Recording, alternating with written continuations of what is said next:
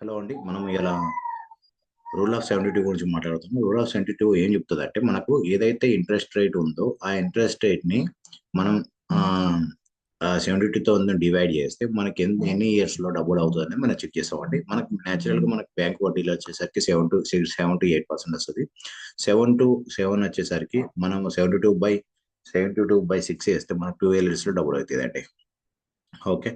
మనకు అది ఏది ఎన్‌పీఎస్ తర్వాత సుకన్య సమృద్ధి యోజన అందులో వచ్చేసరికి 9 ఇయర్స్‌లో డబుల్ అవుతది.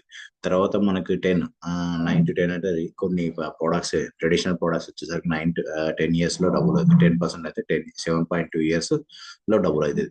మనకు మ్యూచువల్ ఫండ్స్‌లో లేదా స్టాక్స్ బండ్‌లో ఇన్వెస్ట్‌మెంట్ చేస్తే మనకు వచ్చేసరికి 12% అంటే 6 ఇయర్స్‌లో డబుల్ అయితది. లేదు మనము హైబ్రిడ్ లేదు అనుకుంటే మనం ఇంకా అగ్రెసివ్‌గా అంటే స్మాల్ క్యాప్‌లో ఇన్వెస్ట్‌మెంట్ చేస్తే 15-16 ఆర్ 18% మనకు గ్రో అయితది. అంటే 4 ఇయర్స్‌లో అమౌంట్ డబుల్ అయితది. 20% ఇచ్చిన దాంట్లో ఇన్వెస్ట్‌మెంట్ చేస్తే మనకు 3.6 ఇయర్స్‌లో అమౌంట్ అనేది డబుల్ అవుతది. సో, దీనివల్ల ఏంటి ప్రయోజనం అంటే మనకు ఎవ్రీ 3 ఇయర్స్‌కి అమౌంట్ డబుల్ అవుతూ ఉన్న కొద్దీ మన కాంపౌండ్ ఇంట్రెస్ట్ అనేది యాడ్ అవుతదండి.